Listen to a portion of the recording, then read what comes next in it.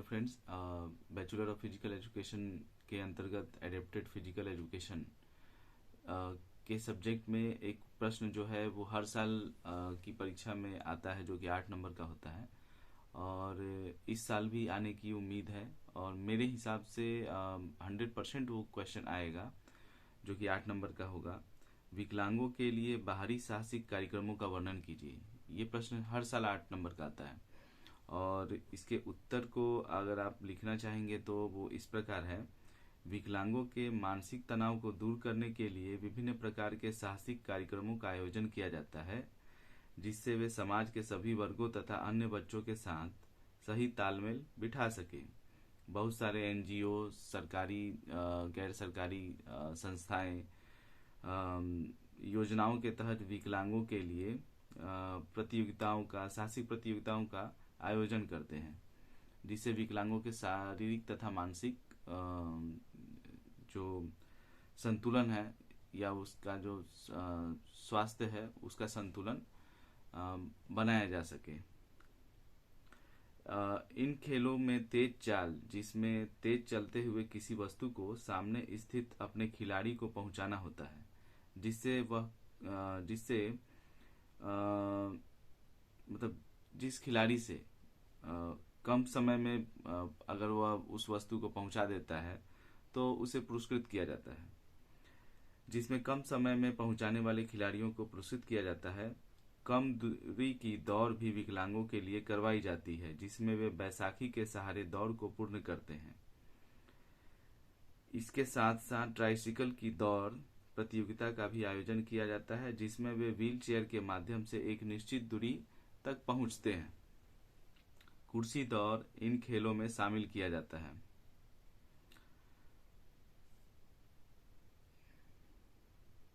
उनके जो ये विकलांग अपनी शारीरिक दक्षता के हिसाब से नृत्य कला कौशल को भी प्रदर्शित करते हैं। इसमें उनके बेहतर प्रदर्शन के लिए पुरस्कार प्रदान किया जाता है। तीरंदाजी भी एक रोचक साहसिक खेल है, जिसमें मूक बधिर विकलांग बच्चे तथा पैरों से निशक्त विकलांग खुशी से उस खेल प्रतियोगिता में शामिल होते हैं और इसका पूरा आनंद लेते हैं। स्विमिंग पूल में बॉल को दो पक्षों के बीच में पकड़ने छूने का खेल प्रतियोगिता का आयोजन किया जाता है।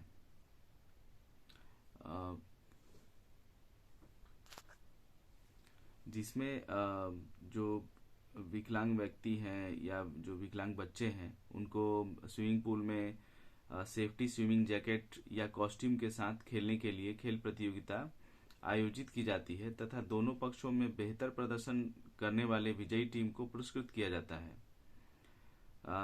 सभी साथी खिलाड़ियों को भी उनके प्रदर्शन के लिए सांत्वना पुरस्कार दिया जाता है, ताकि सभी बच्चे प्रोत्साहित रहें और किसी का मनोबल कमजोर ना हो और वह खुद को हारा हुआ महसूस ना करें। इसलिए दूसरे जो खिलाड़ी हैं उनको सांत्वना पुरस्कार दिया जाता है। बाहरी साहसिक कार्यक्रमों का आयोजन विकलांगों के शारीरिक तथा मानसिक कौशल के विकास के लिए किया जाता है। उन्हें इसके लिए वन भ्रमण, गुफाओं में प्रवेश, युद्धग्रस्त क्षेत्रों का भ्रमण, सामान्य समतल स्थानों पर किसी किले वगैरह जो हैं पहाड़ी क्षेत्रों में या कोई पर्यटन स्थल है वहां पर घूमने के लिए ले जाया जाता है, जिससे कि उनका शारीरिक और मानसिक जो स्थिति है उसमें सुधार आए। इसके साथ साथ उन्हें समुद्र के किनारों तथा कोई पर्यटन स्थल जो है वहाँ पर घूमने का मौका मिलता है, उन्हें वहाँ ले जाया जाता है।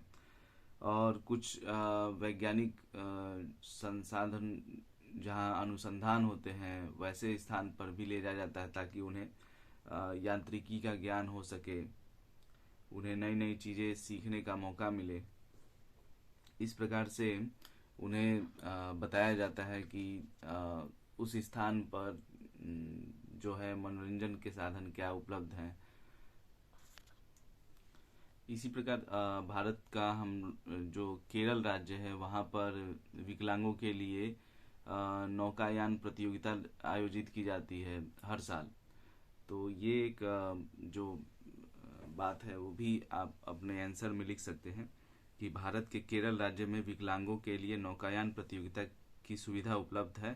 नए नए शहरों स्थानों पर ले जाने का मकसद विकलांगों में प्रकृति से प्रेम को बढ़ाना तथा सांस्कृतिक आदान प्रदान या बातचीत को बढ़ाने से है, जिससे कि उनके व्यक्तित्व में विकास हो सके। इससे उन्हें अपनी संस्कृति के आदान प्रदान करने का मौका मिलता है। सुलभ पर्यटन स्थलों में विकलांगों के लिए विशेष रूप से विकसित विविध कार्यक्रमों का आयोजन किया जाता है। आज भारत में भी ऐसे बहुत से पर्यटन स्थल हैं जहां विकलांगों के लिए विशेष सुविधाएं प्रदान की जाती है ताकि वह मनोरंजन तथा साहसिक कार्यों को पूरा कर सके या पूरा लाभ ले सके। इस प्रकार आपको 8 नंबर का क्वेश्चन हर साल की भांति पूछा जाएगा और उसका आंसर एकदम सरल रूप से आप लिखिए। कुछ चीज़ें जो हैं वो पॉइंट टू पॉइंट लिखिए।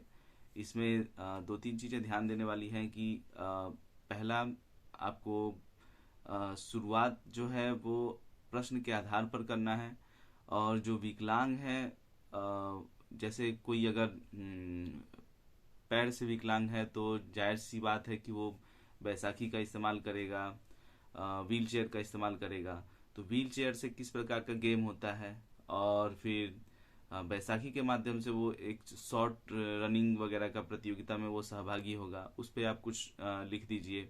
उसके बाद व्हील चेयर के माध्यम से भी कुछ दौड़ वगैरह जो है वो आप लिख सकते हैं। मुख बधिर के लिए स्विमिंग वगैरह का स्विमिंग जो प्रतियोगिताएं हैं वो हो सकती हैं या उन लोगों के लिए तीरंदाजी वगैरह हो सकती है।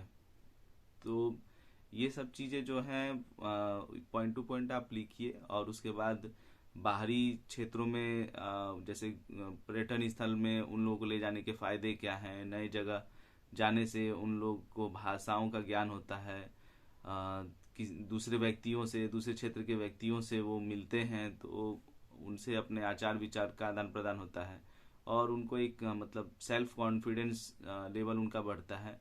आत्मविश्वास की जो कमी है वो दूर हो जाती है और एक जो खुद में विकलांग होने की जो हीन भावना है वो समाप्त हो जाती है और आगे भी जीने की इच्छा उनमें बढ़ जाती है। इस प्रकार से आप लिख सकते हैं। क्वेश्चन का आंसर जरूरी नहीं है कि आप मेरे हिसाब से ही लिखिए। ये जो उत्तर है वो मेरे अपने विचार के हिसाब से मैंने उसको आंसर बनाया था और उस समय मैंने यही आंसर लिखा था। तो हम लोग तो के टाइम में ऐसा ही आंसर पे अच्छे नंबर प्राप्त हुए थे मुझे और उम्मीद है कि आप भी इसी तरह से लिखिए। और क्योंकि ये क्वेश्चन का आंसर आपको बुक में मिलेगा नहीं, जो आप नोट्स वगैरह जो आपने लिया होगा तो उसमें इस प्रकार का कोई भी आंसर आपको मिलेगा नहीं। तो इसलिए ये क्वेश्चन का आंसर जो है वो वीडियो के माध्यम से आप समझिए और खुद से आप अपने भाषा में या अपने माध्यम से आप लिख सकते हैं। और वीडियो को लाइक कीजिए और सब्सक्राइब कीजिए। Thank you.